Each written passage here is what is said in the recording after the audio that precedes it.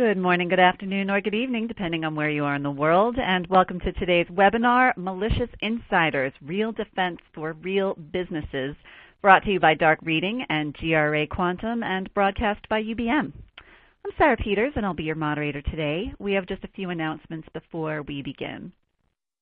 This webinar is designed to be interactive. The dock of widgets at the bottom of your screen will allow you to learn about today's speakers, download resources, share this webinar via social media outlets, and participate in the Q&A session that takes place at the end of our presentation. Slides will advance automatically throughout the event. You may also download a copy of the slides via the resources widget. Toward the end of our webinar, we will ask you to complete our survey found on the right-hand side of your screen. Please take a minute to fill this out before leaving us today, as your feedback will provide us with valuable information on how we can improve future events. Lastly, if you're experiencing any technical problems, please click the Help widget found at the bottom of your screen, or type your issue into the Q&A area, and we'll be glad to offer one-on-one assistance. And now on to the presentation, Malicious Insiders, Real Defense for Real Businesses. Discussing today's topic are Anil Marcos, Amy Bowen, John Poirier, and Thomas Boyden. Anil Marcos is SVP of Booz Allen Hamilton. Amy is the Senior Lead Technologist at Booz Allen Hamilton as well.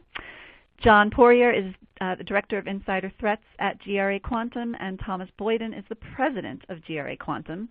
They all have tremendously impressive bios, but because there are so many of them, I'd rather just let them get right to it, and you can refer to the speaker bio section to learn all about them. In the meantime, I'm going to pass it on over to Anil, who is going to take it away first. Anil, over to you.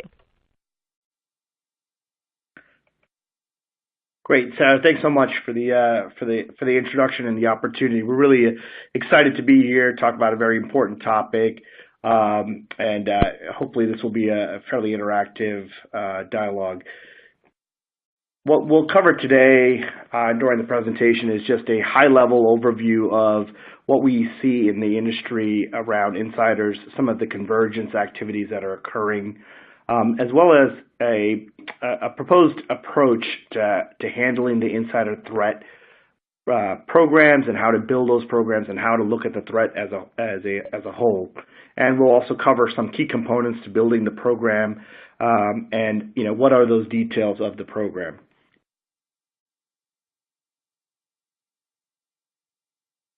At a high level, I'd like to kind of start with just setting a foundation around what we see as the intersection of insider fraud and cyber. For many of you, these programs may be familiar, or you may have heard of the insider programs, fraud programs, and cyber. One of the things that we're seeing in the market in a significant way is the convergence of different attack groups that are starting to merge around the digital realm for a lot of organizations. There are lots of non-traditional methods, old players that have been in the organized crime, the terrorist organizations, and as well as malicious insiders. The challenge for a lot of organizations is that this is starting to come to fruition all on the same environments or within the digital realm of their enterprise. So we're seeing organized crime and non-traditional players that have multiple forums that want to buy and sell data. So very monetarily driven initiatives. They're trying to monetize access to organizations and sell data. We're finding terrorist organizations that are also looking for financing of terrorist activity through the selling of sensitive information, as well as political agendas that are driving insider threat programs or insider motivations. The other big trend that we're seeing is also where historically there was a difficulty for insiders to be able to monetize access or be able to sell access to information. Now with things like the dark web and the access to the buyers of this type of information very easily on the internet, we're seeing just a massive influx of the opportunity really for insiders to monetize. Some of the things we'll talk about today are just how to detect some of this, what are the key components of the program, and then really, as you'll kind of see, there's a lot of overlap across some of these threat vectors when you start looking at a program. With that said, I'm going to turn it over to Tom from GRA Quantum to take on to the next slide.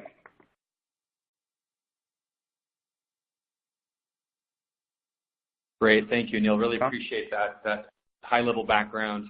I think when we first start looking at insider threats, I think when we first think of what that means, one of the first attack groups that come into our minds, probably just as a general public, is the threat of the nation state. And so we thought it would be important just to take a few moments to kind of separate a little bit of the fact from fiction, take Hollywood out of the equation, and then really look at and understand on a very practical standpoint, why is it that a nation state would be interested in private industry.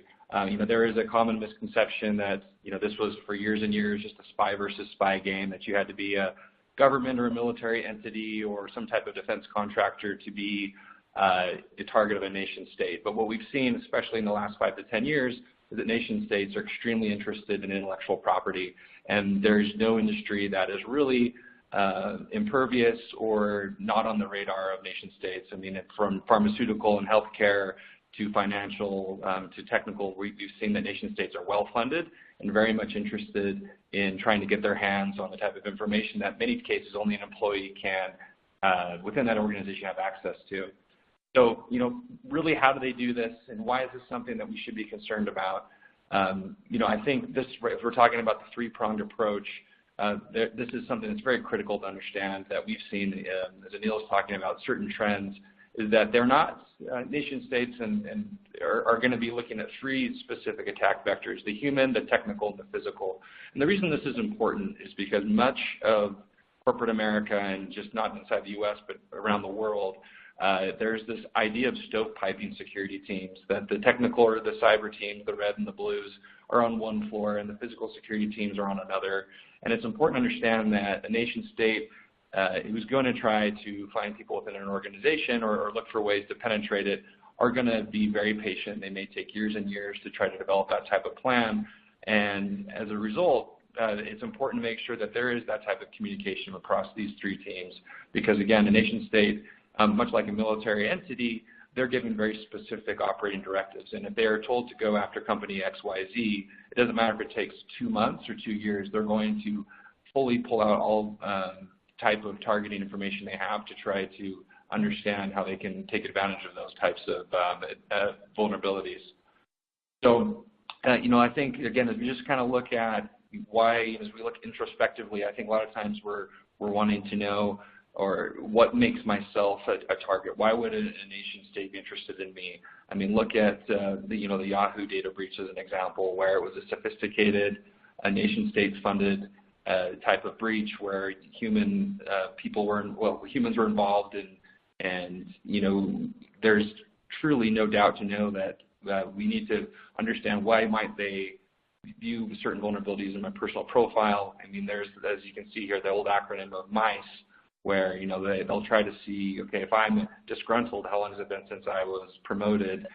Do I have financial vulnerabilities? Do I have family vulnerabilities? Do I have a sick child? And these sort of vulnerabilities or motivations are the type of thing that a foreign intel officer might look at when they're trying to attack an organization from within. So, it's interesting. You'd figure, how would anyone have this type of information readily available? And we live in 2018, where we are now looking at how all our lives are broadcast out on social media. Social media, of course, is a wonderful thing because it allows us to connect with family and friends around the world. It allows us to, of course, just enjoy the conveniences of everyday life. And it's also important to understand that social media is also a sophisticated targeting platform for a well-funded nation state, as well as sophisticated cyber criminals. And the 2 elements that are on this slide that I'd like to just briefly talk about is what is a social graph and what is a machine graph. And basically, the social graph is a visual representation of all our interconnected relationships represented online. So if I am an intelligence officer or a sophisticated cyber criminal, if I can get a hold of someone's Facebook page or their Instagram or any other type of social media platform, I can do all sorts of analysis to see who they're connected to, who might be someone within that organization or within that person's network that would be of interest to me. So unbeknownst to us, we go out and we advertise who our people are, who our friendships are, who our organizations and interests are. And so we just need to be very circumspect, I think, in many cases, to see what we're talking about online. and how we are representing ourselves. And then similarly with our machine graph, that is something that shows how certain devices, if I email someone or if I make a phone call to someone, there's always a trail, and there's ability to do that type of link analysis. So it's just, again, from a preventive standpoint, just to conclude my remarks here, would just be to make sure that we're always kind of watching what we're saying online and how what we choose to broadcast to the world, just because there are sophisticated adversaries out there that may or may not take an interest in you. So with that, I will advance to Amy. Great, thanks. So how do we detect and prevent all of these things from happening? If you're an organization and you're thinking, how do I even start setting up an insider threat or an insider risk program? So we talk a lot about people, process, technology in every aspect of an organization, and insider is really no different.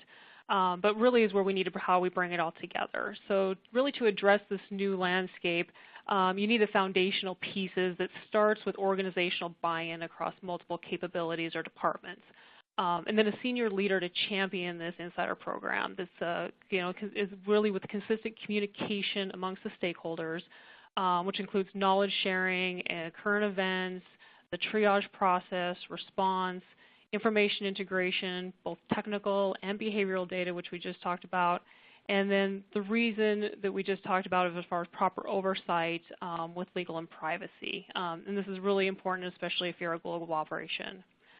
So the first thing that we talk about is this formal base of operations. Many companies have a lot of insider components already in place, especially around onboarding and offboarding. But a true insider risk program addresses multiple issues throughout the employee life cycle. So when we talk about employees moving around, the disgruntlement about maybe not being promoted, things like that, that's where an insider threat program can really address different issues. So when we talk about the space of operations and the different components, that's really the key to knitting different pieces together to build a cohesive team that will address various risks throughout the life cycle.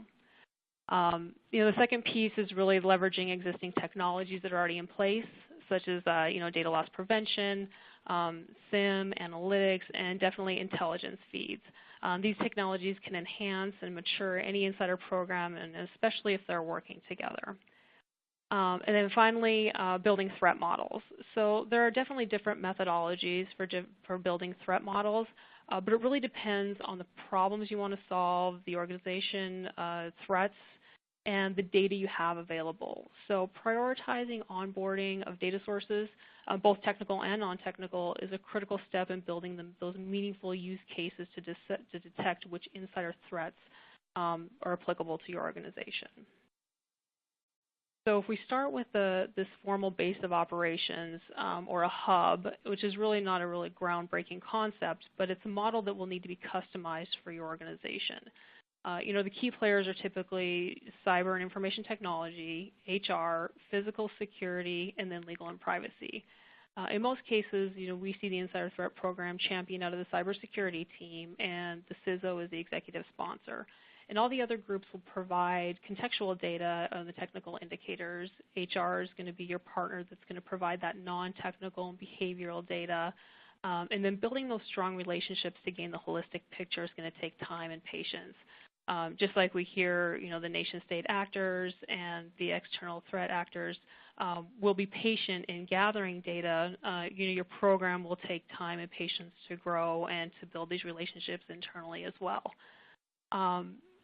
Like I said, this isn't really a groundbreaking concept, but it's really about driving the detection and being more proactive in preventing these attacks. So, it's one thing to be able to detect something out of a console, but to really be proactive and protect the critical assets, do continuous monitoring for privileged users, and then build program metrics. So how is your program advancing? How do you tell if your program's effective? Those are some things of a mature program. And the key is really the communication among these stakeholders. That deep level of communication, the collaboration, to have a robust insider program will take time. And these different groups will be both contributors and consumers of the program, meaning they're all going to ask, what's in it for me? So if you're an insider threat program manager, just be prepared to look at it from that point of view from each stakeholder. Moving on to technology. So, in addition to this base of operations, you can't obviously build an insider threat program without the technology pieces. But be careful when you're going out and buying a tool. Definitely evaluate what you already have in-house. We start with things like your SIM, which can serve as your data aggregation point, and then build your analytics on top of it, which can properly manage data ingestion, be a central repository for processing, enrich your data that you already have, which is your intel feeds and behavior analytics and network anomalies.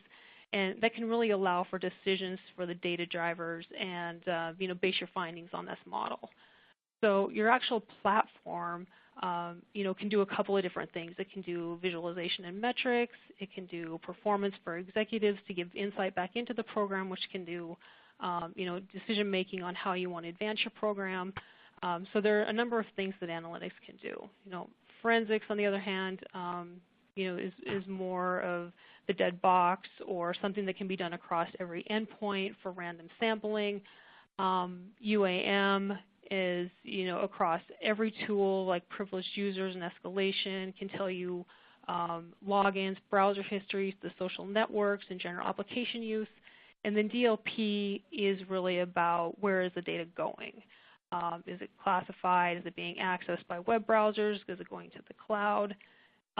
But again, it's really about bringing this stuff together. So by properly combining data movement, UAM within the SIM, and then appropriating analytics is going to get you a huge amount of scale. And of course, visibility across your enterprise to be more proactive in detecting these insider risks. The two, DLP and UAM, will really help you narrow down your search and get to the broad sense of behavioral and business process that may constitute this high risk.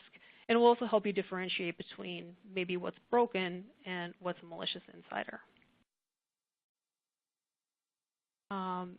So last, before you go focusing on technology and everything sounds great, you really want to ask a few questions. Now, in addition to the questions here on the slide, I think you really want to ask yourself or your program, what are your drivers? What problems are you trying to fix? How are you going to scale your program? What is your broader IT and organizational strategy? Typically the insider threat program is not going to reinvent anything, so they're leveraging existing technologies and processes and procedures. So if you already have playbooks, how can you update them? If you already have current technologies, how can you enhance them? Those are some of the questions that you can ask before you jump in and buy a new technology or buy a new tool. So the other side is, what does your solution need to look like? Going back to the strategy, what makes sense? We see multiple organizations that will buy a tool without understanding internal requirements or strategy. What does the insider threat program need? Is it automation or case management? What does your executives want to see? Do they want metrics? Do they want a presentation? Do they want to be able to make decisions immediately? Those are some of the things that you want to detail before you jump into an analytics strategy or a cyber strategy backed by your insider program. So getting into the data is a really big question. So do you have access to data to feed the analytics program? Is your data clean, so to speak? Do you know who's the owner? How are you going to build your indexes and prepare for the analysis? Don't just assume you're going to have access to certain pieces of data to build your threat models. And again, that goes back to your hub and building those relationships, which is going to take time. So I guess these are some things to consider when you're building not only your program, but also your analytics and your technology stack that's going to give you the lift that you'll need to detect some of these things we're talking about. So with that, I'm going to turn it back over. Hi, everyone. The next two slides represent the technical foundation and the basic goals of an insider threat program. The very first bullet regarding the deployment of technologies. What we're talking about here, of course, are the behavioral analytics. An employee who inexplicably or without authorization attempts to download software into the computer system of his company. I'm reminded that Robert Hanssen, the Russian spy inside the FBI, searched for himself in the operational databases on a regular basis. This is the sort of thing that any company should find alerting, and I guarantee that the FBI doesn't allow that or would catch that now. Regarding the regulation of employee activity, the kind of thing I'm talking about here is the consideration for instituting a rule that bars employees from badging in on weekends without authorization, that sort of thing. As for the taking steps to monitor and control remote access, the kind of thing I'm talking about here is creating a program or installing software that disallows unauthorized access from non-company computers.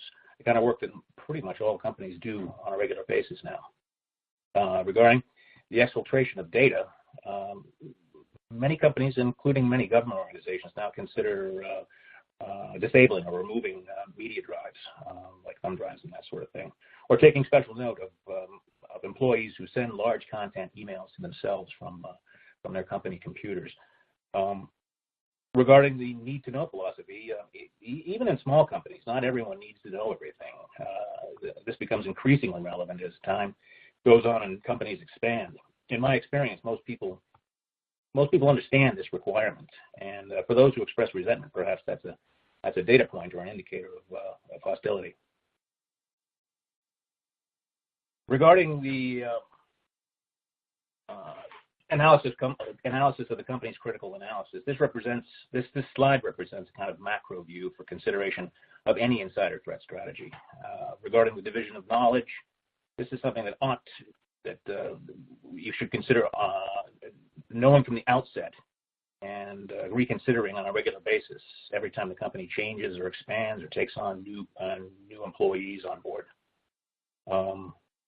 Prioritizing your information, this is no mystery. Many of us have worked in the classified world, and you must rank information from least to the most important. And why? Well, because you can't protect everything. This leads to paralysis and failure, because when everything is vital, really nothing is vital. This slide introduces a theme that represents the other side of the security coin. Aside from the technical stuff, this is the human or non-technical side. We emphasize the hiring process because as sophisticated as artificial intelligence and behavioral analytics can be, you're still dealing with human beings. You simply have to remember that the relationship with a company with an employee extends in some cases well after the employee departs the firm. Most employees retain vital information for years after separating, and most studies indicate that employees take information with them to enhance their value in follow-on work. You must take advantage of the one opportunity that the hiring process affords. And this is especially or doubly important when you're dealing with contractors and contractor partners.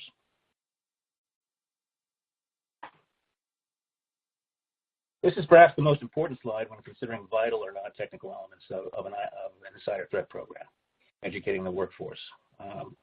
Phishing and social engineering, it's imperative. But of course, it's just as critical that employees recognize when their colleagues may be going off the rails. And it's just as important as that they understand what they need to do next. Most of us would say, I don't want to get involved, or I don't want to get anyone in trouble. If an employee says, though, I wonder if I should say something, he should say something. And doing this correctly so that no one gets hurt or embarrassed takes training. I'm reminded of the fact that Robert Hanssen's brother-in-law recognized that his brother-in-law was actually a spy and turned him in well before Robert Hanssen was ever discovered. This is the sort of thing that another FBI agent, which Mark Clark was, would recognize.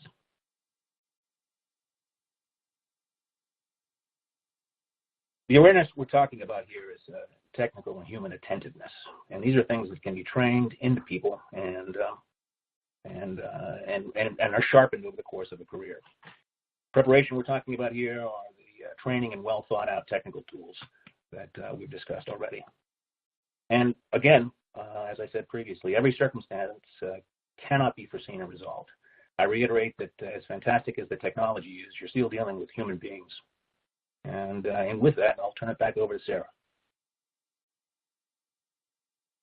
Thank you so much, John. Well, I just learned a whole lot, and I'm certain that the rest of the audience did as well. We are going to do some Q&A, everyone, but before we do begin with today's Q&A, I'd like to ask the audience to please fill out the feedback form that is opened on your computer. If your pop-up blockers have prevented the form from opening on your screen, you can click the red survey icon on the bottom of your screen. And to complete the form, please press the Submit Answer button at the bottom of the page. Thanks in advance for filling out that feedback form. Your participation in the survey does allow us to better serve you. And now, on to the Q&A portion of our event. As a reminder, to participate in Q&A, just type your question into the text box located to the right of the presentation window, or click the Q&A icon on the bottom of your screen, and then click the Submit button. Now, one of the things that really interested me about this entire presentation was that it kind of reframes what some of us think of as a malicious insider. Because once you all introduce that idea of an insider working with or on behalf of a cybercrime organization or a nation-state organization, then I imagine that you kind of have to think of the insider not only as the threat, but also as a target. So I'm really interested to hear what some of you have to, what that means to first of all, how that changes the mindset of the organization that's trying to prevent the insider threat. But first of all, whether organizations are even aware of this. So Anil, I'm going to start with you. Are the organizations that you speak to even aware of this integration of threat actors that you've been speaking about? Yeah, that's a great question, Sarah. I think you bring up a very interesting point. I think for most organizations, I think there's a decent level of awareness around the integration of the problem space, but I think most organizations also view these as very isolated or bifurcated programs where they are owned in the organization. For example, whether you're looking at a fraud program, an insider threat program, or a cyber program, they tend to be owned by different parts of the organization in a lot of cases. The security organization typically doesn't own, fraud in a lot of cases, and the insider program could be in corporate security or other traditional security areas of the organization. And so the overlap of integration of the programs has to be intentional. It typically does not happen by accident. Areas that we typically see where there are opportunities for integration and synergy is, for example, threat intel. You will find that a threat intel capability is required in a cyber program. It's often required in a fraud program as well as an insider program. And regardless of what adversary group you're looking at, whether it's organized crime, nation state, terrorist organizations, you're going to need an intel program of some sort that's really focused on the adversary space that's appropriate for your organization. Other parts around this is analytics. There's going to be a heavy capability buildup around data analytics and being able to harness intelligence out of the data that you already have in your organization. And then the last part is really around the response. There's usually not a requirement. There may be some legal barriers around kind of creating a fully transparent response capability, but there's a lot of overlaps in how you respond from a technical standpoint across all of these areas. And so there's a lot of opportunity for integration. There's an opportunity for synergy.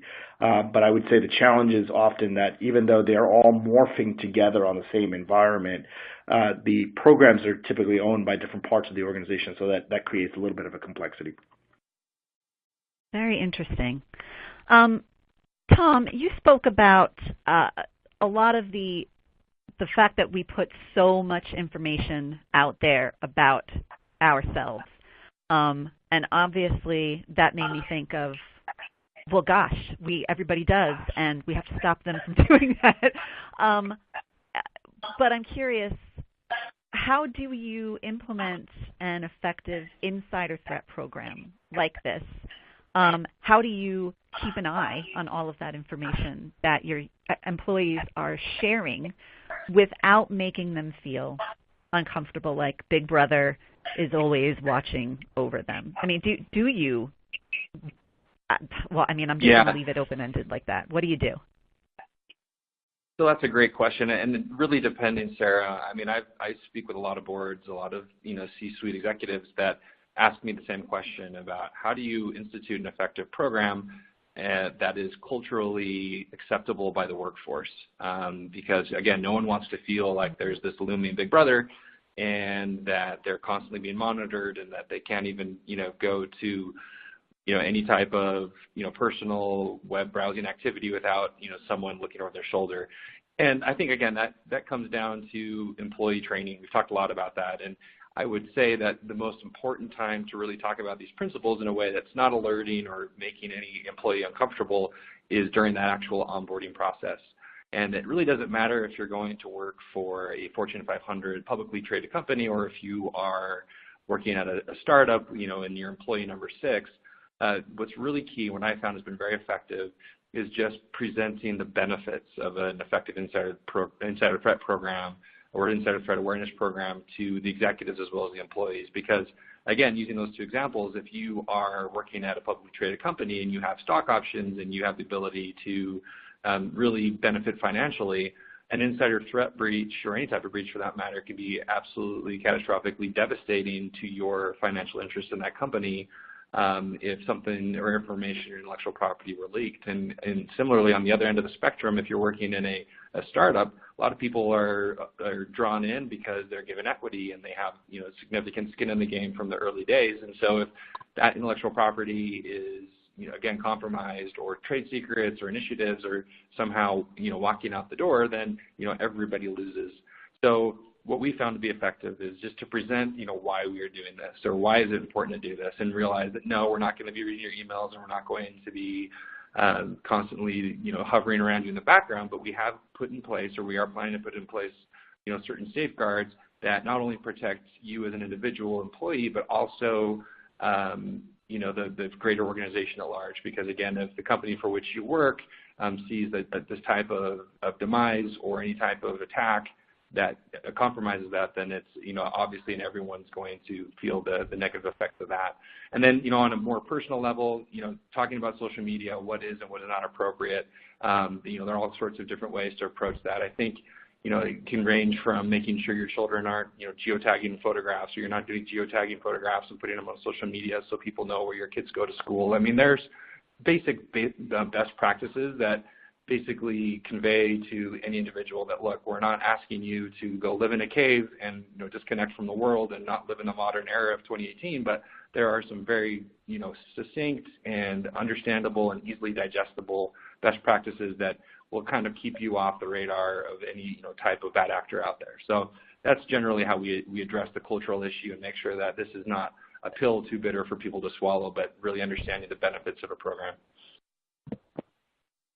It's a big question with not easy answers, clearly, but appreciate that. I appreciate your thorough answer, because I've asked it myself a lot, and I've talked to a lot of people in the industry who have asked that question, and obviously you've come up with some good answers, so thank you. Amy, something that you spoke quite a lot about were about the fact that there are a lot of different pieces of this puzzle, and you talked a lot about the role of technology. And as you were talking, I thought about, gosh, I know that there's a lot of companies who definitely don't have all of those pieces in place.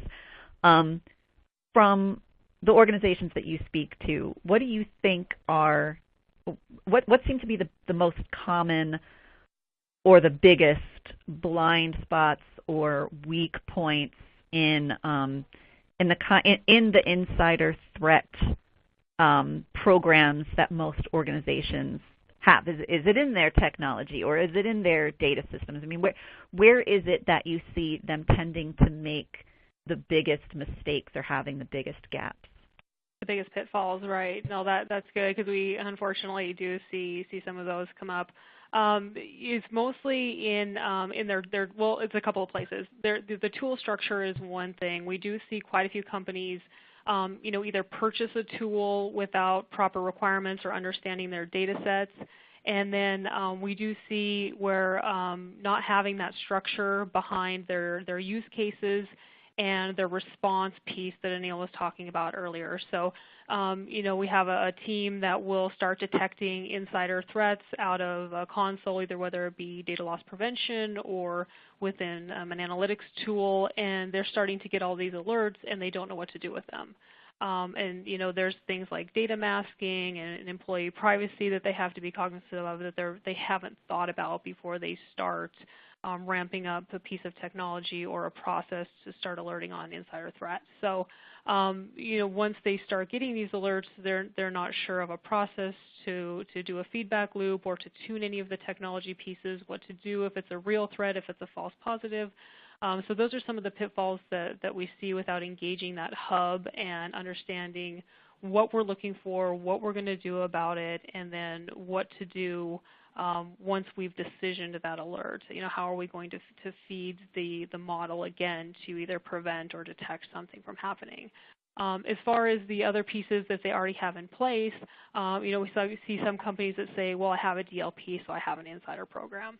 And you really have to think about, well, is it network or is it, endpoint? How is it, what is it doing? Is it looking at just data movement? Is it looking at data exfil?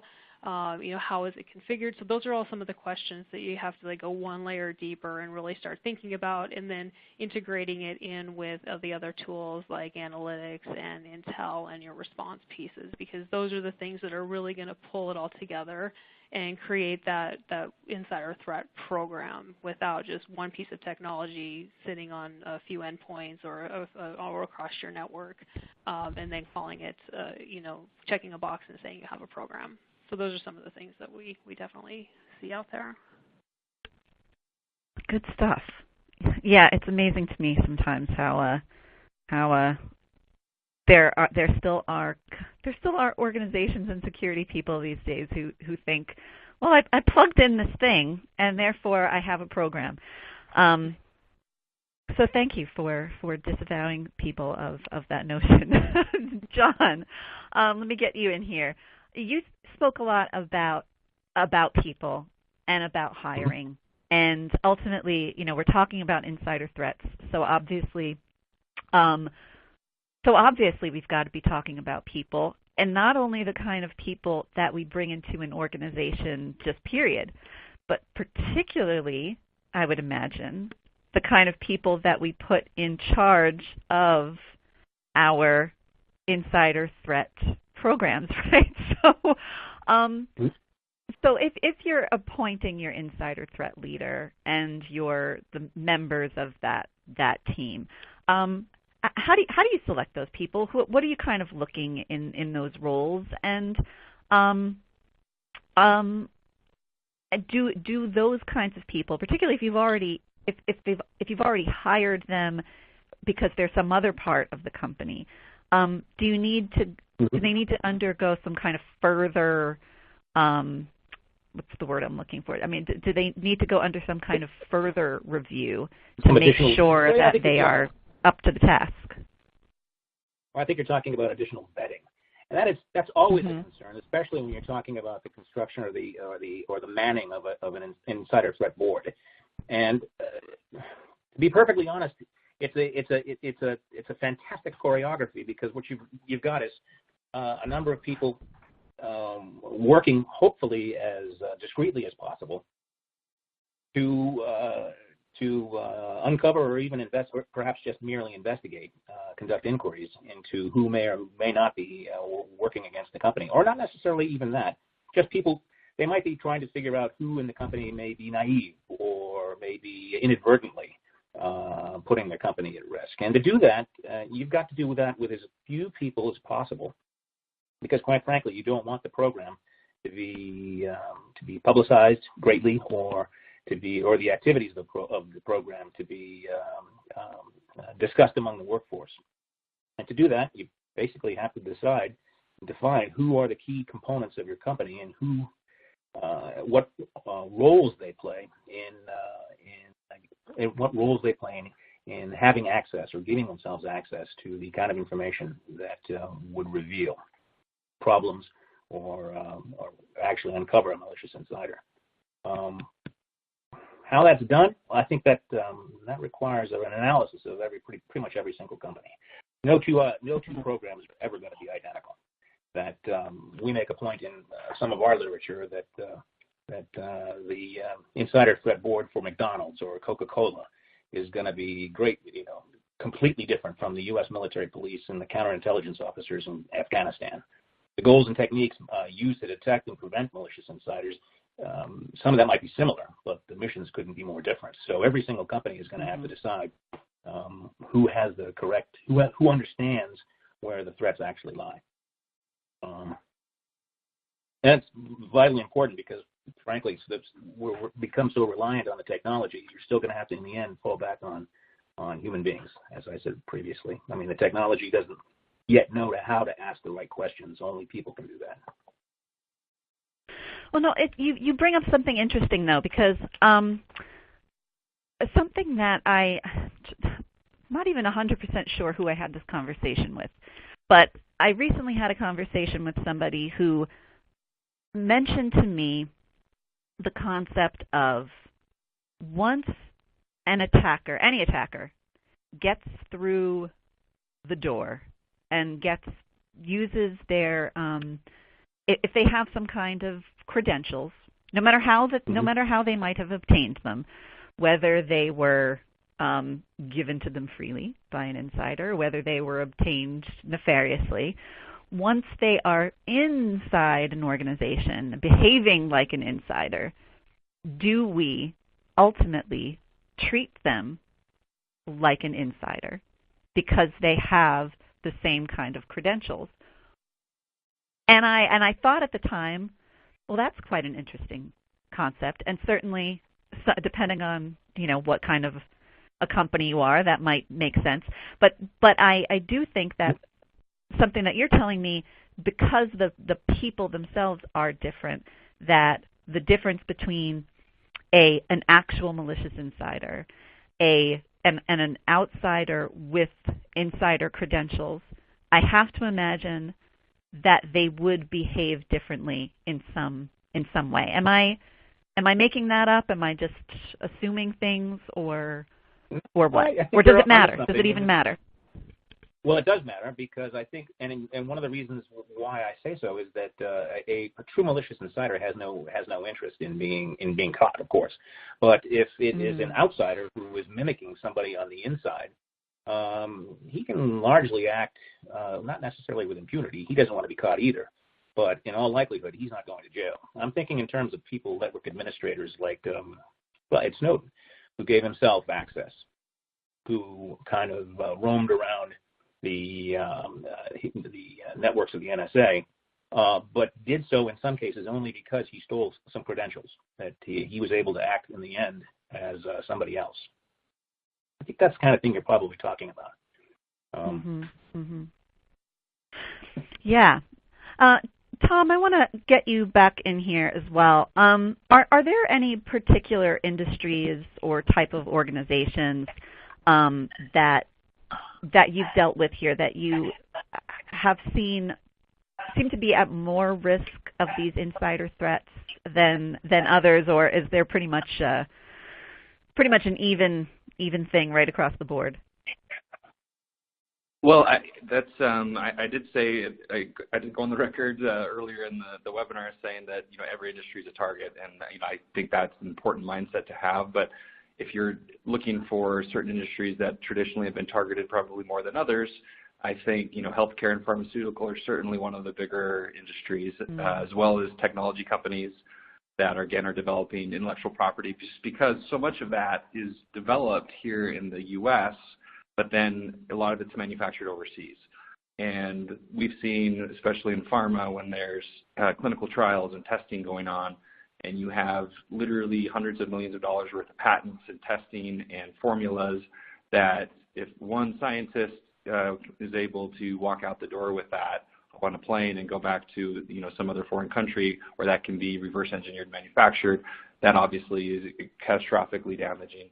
Similarly, with any type of tech company, there's always a race to innovate, and we've seen that a lot out in Silicon Valley, where there's incredible innovation happening and not a lot of planning around security, especially insider threat type of planning, where you may have the greatest idea and the billion-dollar idea, and your billion-dollar pre-IPO valuation can quickly fizzle if that type of technology and the ideas to develop that technology are not safely secured and safeguarded. So again, I would just highlight among all the industries that are out there. We all kind of know about defense contracting and the next generation stealth wing fighter that we've all seen and heard in the past several decades. But I think it's very important to realize that some countries out there no longer are trying to innovate; they're trying to duplicate, and they're doing that by getting in and finding those companies that have that ideas and walking out the door with them, and then again replicating and duplicating them in other countries where they don't have the same type of jurisdiction and legal holds and any other type of areas where they can be prosecuted. So that's just something to keep in mind. So that's sort of where my mind would be at this point, just seeing how those industries tend to be the most vulnerable. No, it's interesting because you're not just talking about which ones are the most vulnerable, but how different they all are depending on, what it is that they might have that is of interest, and what kind of outsider might be interested in it, and what kind of an insider they might team up with for it. And I know that in healthcare, a lot of their insider problems are not necessarily malicious insiders. They're they're people who are maybe looking to see if Kim Kardashian was there for some reason and what was she there for, and that kind of thing. So it's really interesting how much it varies by industry, even if they all have an equal risk. How are the risks different, and do they need to be treated differently? I want to get everybody's kind of final thoughts, things that we haven't discussed yet. But I specifically, you all gave so much advice today, but for the people in the audience who are thinking, oh gosh, they gave me so many things and I don't know where to start, I think what I'd like to do first is just go through the room and ask for kind of what's step one. If you could just go home and, leave this webinar and think to yourself, okay, I need to do just one thing to make me feel like I have improved my malicious insider threat program so that I can feel better and sleep well tonight, what would that one thing be? So Anil, you're first. I'm going to put you on the spot. What would be that one thing that you might recommend to the people in the audience today? Yeah, I think this is a great question as a kind of as a wrap up. When I think of this, I for many of my clients and a lot of the organizations I interact with, I think the how overwhelming this can become is fairly serious. And I always start with, I think the first step is really to kind of understand what are you trying to protect, right? Can you articulate what data needs to be protected and what type of a scenario are you trying to detect against? And that, I think, will start to help clarify, do you have the instrumentation or the data or the ability to even be able to detect that type of activity. And I think that's where I always encourage organizations to think about first is try to understand what you're trying to protect, try to understand what the data is that you're trying to protect and what's the scenario that you're trying to prevent or be able to detect, and then really work your way from there to say, am I instrumented correctly to do that? And if not, that's kind of step one, right, is to start there. Makes sense. Amy, you're up next. Yeah. So on top of that, I definitely think that would be on the top of the list. The other thing is know who your trusted partners are within your organization. Don't try and do it alone. You definitely need a team to go about this as a team sport. So know who your trusted partners are, whether you're in HR or legal or IT. Find out who your partners will be and collaborate with them. All right, good stuff. John, how about you? Well, I think that everyone's kind of touched on the idea that everyone needs to do some corporate soul searching in the sense that you've got to understand exactly what it is you want to protect and from whom. And for me, I would emphasize something we emphasize at GRA is that no one can be exempt. That everyone, this has to be not only you need corporate or C-suite buy-in and all that kind of stuff, but you also have to absolutely make sure that everyone in the company is under the same rules. That it can't be a half program; it has to be 100% of the company. Very interesting. All right, Tom, your turn. Yeah, and I think thanks. And I'd just say to add to what Neil and Amy and John just said, that don't be discouraged or feeling like it's too big of a daunting task to take on. Either you have cultural hurdles or just difficult buy-in from executive management. Just getting the discussion going and realizing that there are practical steps you can take to make you safer tomorrow than you are today. I mean, even 1% of a program is better than 0%. So if you can even get simple buy-in with just, again, talking about maybe looking at what technical safeguards are in place, or sitting down and having a conversation with your human resources department to see what is going on with onboarding and offboarding employees, procedures from a security standpoint. Simple measures like that don't cost an inordinate amount of money, but it's really just sitting down and defining a policy are really simple, practical steps. And we've tried to outline that in a white paper, which it's on the last page of this deck here, where just defining and putting together just practical steps to get a program off the ground. You can also go to our website at graquantum.com to download the white paper.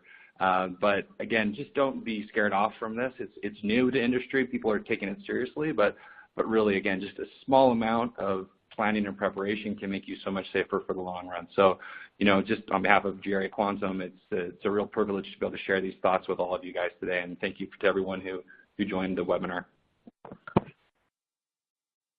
I pushed us ahead to the last slide. We're not 100% done, but I wanted to get that link up there that you referenced. We're just about done here, but like I did promise that I would give you all a chance for final thoughts. Is there anything we have not discussed today that you want to make sure that is said before we release these people into the wild?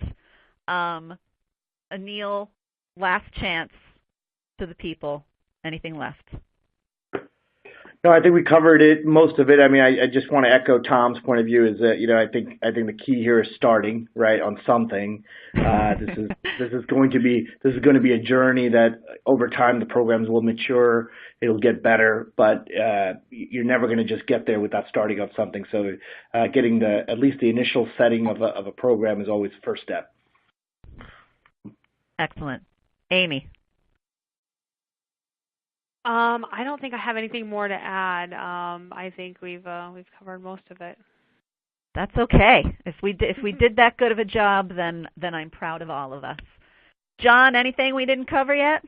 Or did we do it all? No, I think we're okay. But I would recommend, though, trusting the workforce to understand the necessity of an insider threat program. I don't think you're ever going to go wrong.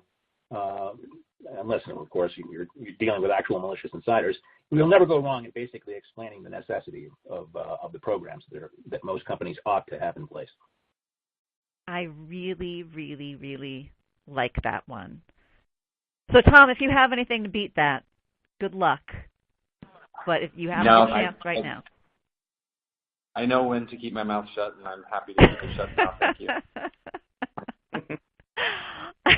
Well, everyone, I want to thank you all so much for this. Like I said in the beginning, I think malicious insiders are things that we talk about quite a bit, and we actually are in the process right now of putting together the next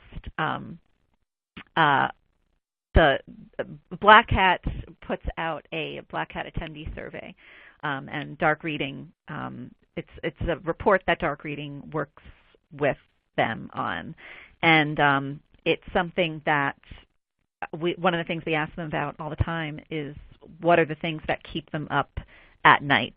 And I can't give away all of the answers to you, partly because I don't remember offhand what all the answers are. But I can tell you that routinely over the years, insider threats are one of the things that they worry about the most, and also feel the least able to, the least prepared to really deal with. So I know that this is going to resonate for a lot of people. I also want to tell our attendees today that as of today, we have begun to release a teeny tiny little bit of our program for upcoming Insecurity Conference, which is the second annual Insecurity Conference, which is going to be in October in Chicago.